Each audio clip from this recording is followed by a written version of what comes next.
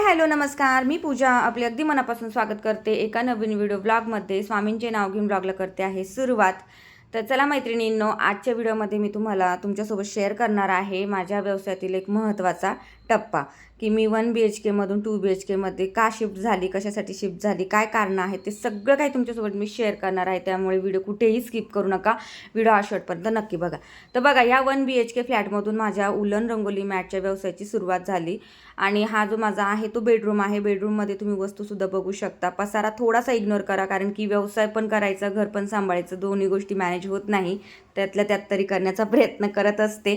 तर बघा, हा माझा बेडरूम आहे. बेडरूममध्ये तुम्ही बघू शकता उलन मी कशा पद्धतीने ठेवलेली आहे. बेडरूमची साईज तुम्ही बघू शकता. त्यानंतर हा आहे माझा हॉल. आणि या हॉलमध्ये सुद्धा एकही कोपरा असा नाही आहे का तिथे उलन रंगोली मॅटचे सामान ठेवलेलं नाही आहे. तर बेडरूम माझा भरलेला आहे. त्यानंतर हॉल माझा सगळा उलन रंगोलीच्या मॅटने भरलेला आहे. हा जो खोका आहे यामध्ये सुद्धा फर उलन भरलेली आहे. त्यानंतर हे सगळं ट्रेसिंगचं सामान आहे, काही पॅकेजिंगचं सामान आहे. असं सगळं काही माझ्या ह्या 1 BHK फ्लॅटमध्ये मी अगदी कोंबून भरलेलं आहे.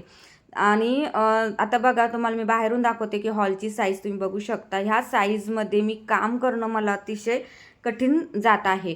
सुरुवातीला कसं झालं ना, की व्यवसाय छोटासा होता, मग काम पण थोडंसं होतं. त्यामुळे एवढ्याशा जागेमध्ये माझं मॅनेज होत होतं. कसं तरी मी मॅनेज करण्याचा प्रयत्न करत होते. पण मग काय व्हायचं ना, तुम्हाला पुढे दाखवतेच मी आता, की आता हे जे ट्रेसिंग आहे, ट्रेसिंगची साईज किती मोठी असते तुम्ही ते बघू शकता. माझी किती तारांबळ उडते ही ट्रेसिंग जेव्हा मी कट करायला बसते तेव्हा. ड्रॉ करायला तर खूपच कठीण जातं मला 1 BHK हा जो माझा फ्लॅट आहे त्यामध्ये, कारण त्याचे साईजेसच खूप छोटा आहे. हालाकी ह्या घरातून खरंच माझ्या कामाची सुरुवात झाली. इथूनच मी माझा जो काही उलन रंगोलीचा मॅटचा व्यवसाय आहे तो मी सुरू केला. आणि ह्या घराने मला भरभरून असा आशीर्वाद दिला. ही वास्तू खूप छान आहे, तथास्तू बोललेली आहे ही वास्तू मला माझ्या बिझनेससाठी, ग्रो करण्यासाठी. या वास्तूला मी कधीच विसरणार नाही. पण कसं असतं ना, जेव्हा आपला छोटा बिझनेस असतो तेव्हा जागाही छोटी असली तरीही होऊन जातं. पण जेव्हा आपला हळूहळू बिझनेस वाढत चालतो, आता बघा, मी सुरुवातीला फक्त रंगोली मॅट बनवून देत होते. तर त्यानंतर मी उलन रंगोली मॅटसाठी लागणारे जे सामान आहे ते प्रोव्हाइड करायला लागले. मग आता सामान काही एकच नाही देत ना आपण, फक्त की उलन रंगोलीच देत नाही मी. त्यासाठी लागणारं सर्व मटेरियल माझ्याकडे अवेलेबल असतं, हे तर तुम्हाला माहितीच आहे. मग तर ते मटेरियल ठेवण्यासाठीची जी जागा असते ती मला कमी पडायला लागली. त्यातल्या त्यात मला तुमच्यासोबत व्हिडिओसुद्धा शूट करायचे असतात. तर शूट घेण्यासाठीची जी जागा असते ती सुद्धा मला कमी पडती आहे सध्याच्या सिच्युएशनमध्ये. मी जेव्हा हा व्यवसाय सुरू केला तेव्हा वाटलं नव्हतं की म्हणजे इतका ग्रो होईल, किंवा मला एवढ्या लेवलपर्यंत सामान मला घरी आणावं लागेल. आता तुम्हाला तर माहितीच आहे की माझा हा उलन रंगोली मॅटचा जो व्यवसाय आहे तो मी 2 kg उलनपासून सुरू केला होता. आणि आत्ता तो येऊन पोचलेला आहे 100 kg पर्यंत. 100 ते 120, 150 kg पर्यंत आपण उलन आणत आहोत. पण आता एवढी सारी उलन तुम्हीच बघू शकता किती मोठं आहे ते. आणि मी तुम्हाला जागासुद्धा दाखवली माझ्या घराची, हॉलची. आता मी हा जो व्हिडिओ शूट करते ना, तर अक्षरशः तिथला सोफा बाजूला काढलेला आहे. तेव्हा कुठं ती जो हा उलनचा गट्टा आहे ना, एवढा 120-150 kgचा, तेव्हा तो घरात आणता आलेला आहे. आणि त्यानंतर मग मी तुमच्यासोबत सगळं काही शेअर करू शकलेली आहे. तर आता बघा, एक आमची जी झोपायची जागा आहे, झोपायची जागा म्हणजे आम्ही हॉलमध्येच झोपतो, बेडरूममध्ये तर अतिशय जागाच नाही. तर तिथेही उलन ठेवलेली आहे. आणि आता इतकं टेन्शन आलेलं होतं ना, जरी मी चेहऱ्यावर स्माईल दाखवते तरीही इतकं टेन्शन आलेलं होतं, ही उलन मी मॅनेज कशी करू. तर मग अर्धी उलन जी आहे ती बेडरूममध्ये ठेवली, जशी सुरुवातीला तुम्हाला दाखवली. अर्धी उलन आहे ती तुम्हाला हॉलमध्ये मी काम करताना दिसते, ती माझ्या बॅक साईडला दिसत आहे. आणि अर्धी उलन, तो जे खोकं दाखवलं सुरुवातीला, तिथे मी मॅनेज करत होते. ते एक कोपरा असा होता माझा कामाचा, की मी तिथे ते करत होते. आता दुसरी गोष्ट, उलनचं तर झालं, पण आता दुसरी गोष्ट म्हणजे आपण ट्रेसिंग पण प्रोव्हाइड करतो. आता ट्रेसिंगचे सुद्धा शूट घेणं इतकं कठीण जातं ना, की एवढीशा हॉलमध्ये उलन पण ठेवायची आणि ते ट्रेसिंग पण मांडायचे, त्या ट्रेसिंगची व्हिडिओ पण घ्यायची, ती तुमच्यासोबत शेअर पण करायची. कारण ट्रेसिंगची व्हिडिओ जर शेअर केली नाही तर त्या रिलेटेड मला कस्टमर मिळणार नाही. आणि चांगल्या पद्धतीची व्हिडिओ तुमच्यासोबत शेअर करेल तेव्हाच कुठे मला कस्टमर मिळणार आहे ना. तर ते ट्रेसिंग मांडणं सुद्धा मला खूप असं कठीण जाते आता सध्या 1 BHKच्या फ्लॅटमध्ये. तर अशा पद्धतीने सोप्यावर चढून अशी खूप सारी कसरत करून मी ही व्हिडिओ तुमच्यापर्यंत आणायची. आणि मग कधी कधी काय व्हायचं की खूप मोठ्या मोठ्या डिझाईन असल्या किंवा एखादी खूप बल्कमधली जर जर ऑर्डर असली ना तर ती मला घेऊन जावं लागायची माझ्या नंदेकडे. नंद थोडीशी जवळच राहते घराच्या, एक बिल्डिंग सोडून. तर मग मी तिथे जायचे. मग अशी लांब सडक अशी मग ती अशी ट्रेसिंग मांडायची आणि मग नंतर ती ड्रॉ करायला लागायचे. पण मग तिथे पण आता कसं आहे ना, सारखं सारखं ताईंकडे जाणं आणि तिथे जाऊन काम करणं हे माझ्या बुद्धीला पटत नव्हतं. कारण आपल्यामुळे दुसऱ्याला त्रास होणं हे कितपत योग्य आहे ना. त्याचं कारण पण असं होतं, ताईंचा हॉल होता मोठा, किंवा आहे त्यांचा हॉल मोठाच आहे, तिथे जाऊन मी काम पण करू शकते. पण त्याही काम करतायत, ते तुम्ही बघू शकता त्या व्हिडिओमध्ये. त्यासुद्धा त्यांचं काम करत असतात. त्यासुद्धा घर बसल्या काही ना काही त्यांचा छोटासा उद्योग आहे, तो त्या करत असतात, तो म्हणजे कंदीलचा. तर तिथे जाऊन त्यांच्याच कंदीलला जर जागा माझ्यामुळे पुरत नसेल तर मग काही अर्थ नाही का त्याला.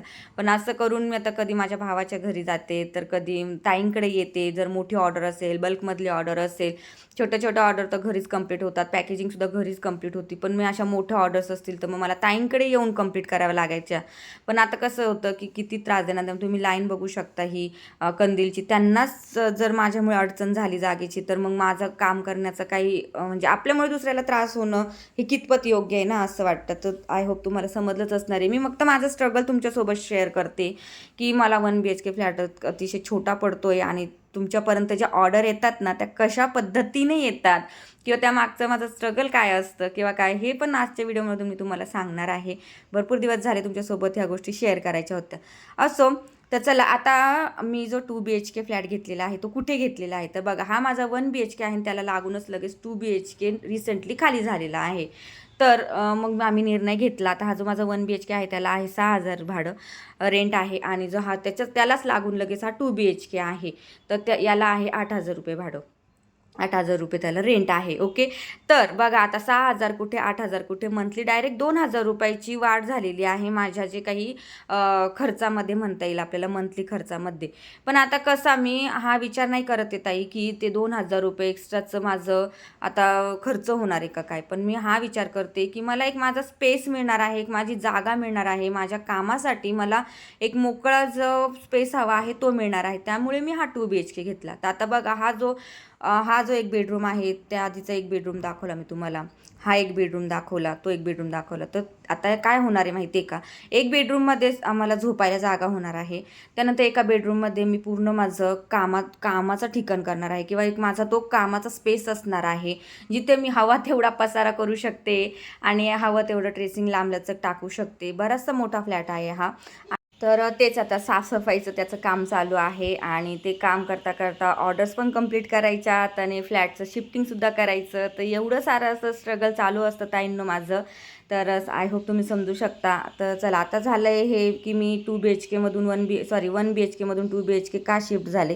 आता राहिला प्रश्न मोटिवेशनचा. तर ह्या व्हिडिओमधून मला आज तुम्हाला हेच मोटिवेट करायचं आहे ताईंनो, की ज्या ताई फक्त व्यवसाय करायला ज्या घाबरता आहेत, किंवा कशी रिस्क घ्यायची, 1,000 रुपये इन्व्हेस्टमेंट करायला ज्या घाबरत आहे ना, त्यांच्यासाठीच आज हे मोटिवेशन आहे की ताईंनो, मी माझा व्यवसाय अगदी शून्यातून निर्माण केलेला होता आणि आज तो म्हणजे बऱ्याचशा प्रमाणात मोठा झालेला आहे, जो की तुमच्या आशीर्वादामुळे ह्या 1 BHKमधून मी सुरुवात केलेली होती. तर आता 2 BHKमध्ये शिफ्ट झालेली आहे. 2,000चा मी विचार केला नाही की 2,000 आपलं मंथली जे आहे ते वाढणार आहे, खर्च वाढणार आहे. तर मी तो विचार केलेला नाही आहे आणि ही मोठी रिस्क घेतलेली आहे. आता हा 1 BHK जो मी इथे पहिले राहत होते, तर तुम्हाला व्हिडिओमध्ये दिसत असेल किती मोठा वाटतोय तो. पण याच्या आधी सुरुवातीला मी तुमच्यासोबत शेअर केला, बघा किती सारं सामान होतं इथे. असं मोकळा बघितला ना तर असं वाटतं की अरे काम होऊ शकतं आपलं. पण जेव्हा आपलं घरातलं सामानसुद्धा तिथे लावलं जातं ना, त्यावेळेस जागा खरंच खूप कमी पडते. आणि आता फायनली मी 2 BHKमध्ये शिफ्ट झालेली आहे, आणि हा जो माझा एक बेडरूम आहे ना, त्यालाच मी आता माझं कामाचा जो स्पेस आहे किंवा कामाची जी जागा आहे ती करून टाकलेली आहे. कसं आहे ना की मी तिथे हॉलमध्ये पसारा दिसायचा, कोणी बेडरूममध्ये आलं तर तिथे पसारा दिसायचा, मला ते सहन होत नव्हतं. आणि आता इथे कसं हा पूर्ण एक बेडरूम माझाच झालेला आहे, माझ्या कामाचा हा भाग झालेला आहे, किंवा माझ्या जी कामाची जागा आहे ती झालेली आहे. आता इथे हवा तेवढा पसारा करू शकते. पसारा म्हणजे करू शकत नाही तर तो होतोच. उलन रंगोली मॅटचा व्यवसायामध्ये पसारा होत नाही असं होणारच नाही, खूप सारा पसारा होतो. पण कसं आहे, हॉल माझा स्वच्छ दिसणार आहे, माझा दुसरा बेडरूम स्वच्छ दिसणार आहे. तर कोणी आलं तर मला हा बेडरूम लॉक करून मी ॲटलिस्ट तिथे बसू तरी शकते, किंवा हॉलमध्ये सुद्धा आपण बसू शकतोय, बरोबर आहे की नाही. म्हणून मग मी असा निर्णय घेतलेला आहे. आय होप तुम्हाला माझा निर्णय कसा वाटतोय ते मला नक्की कमेंट्स करून सांगा. आणि काहीतरी नवीन आणखीन तुम्ही तुमच्या ताईच्या लाईफमध्ये स्ट्रॅटेजी झालेली आहे किंवा नवीन तिने काहीतरी रिस्क घेतलेली आहे, नवीन काहीतरी निर्णय मी घेतलेला आहे माझ्या लाईफसाठी किंवा माझ्या व्यवसायासाठी आणखीन ग्रो करण्यासाठी. रिस्कच म्हणता येणार आहे ही, कारण की सुरुवातीला आम्ही जेव्हा 1 RKमध्ये राहत होतो तेव्हा मला तिथे 3,000 रुपये रेंट होतं.